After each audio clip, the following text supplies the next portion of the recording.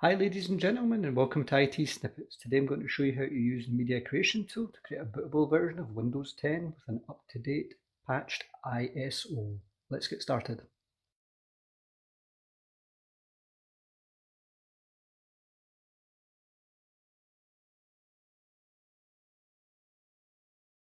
The first thing we have to do is go to Microsoft's website and download the Create Windows 10 Media Install tool. And you do that by going to https://microsoft.com/en-gb/software-download/Windows 10, and you click on Download Tool Now. This will download a tool called the Media Creation Toolkit. Once it's downloaded, you can go to your download folder and you can see the Media Creation Tool 1803, which is the latest version. Double click on that, select Yes. At this point, take your USB key, which must be at least 8 GB, and plug it in.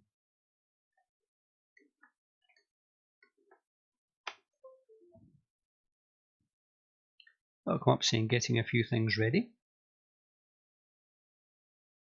Depending on the speed of your USB drive and the speed of your system, this can take some time, especially as it downloads the ISO directly from Microsoft and then unpacks it onto your USB drive.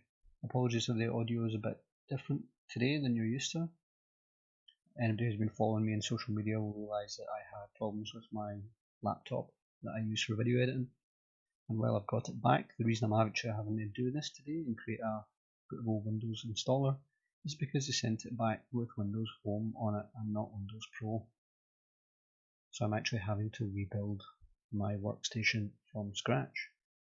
As you can see, it gives me the usual jargon, terms, conditions, blah blah blah. Read through it at your leisure, but you can just click accept.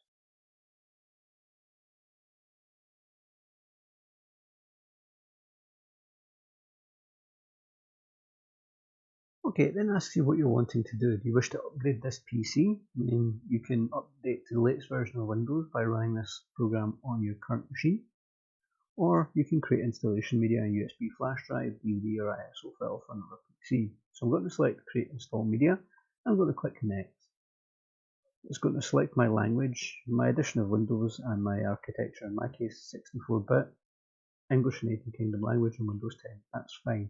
If you need to change these, you can click here and untick the user recommendation option for this PC and then select from the drop downs exactly what you require. I'm going to click Next. It's then going to ask if I want to create an ISO file or a USB drive. Now you've seen me use the ISO file option before, so I'm going to use a USB drive and show you the alternative. So I'm going to select that and then I'm going to click Next. As you see there, it does say that it needs to be at least 8 GB. I click Next, it's going to ask me which is my USB drive. So in this case it thinks it's drive E. You can always double check that. By opening up here, I'm checking drive E. So it is drive E, I can close that down and then I can click Next. It will now download the files required to build this USB drive. This can take some time. As you can see, it's now creating the Windows 10 media. So we're currently sitting at 55%. As I said, this does take time. Okay, it looks like our USB flash drive is ready, so we can now click Finish, and it will clean up all the temporary files that it's actually used. And we now have a bootable Windows 10 up-to-date USB key. If you liked this video, give it a like. If you disliked this video, give it a dislike too. If you get feedback on this or any other videos or suggestions for videos you believe we should do in the future, then please let us know in the comments below. And most of all, thank you for watching.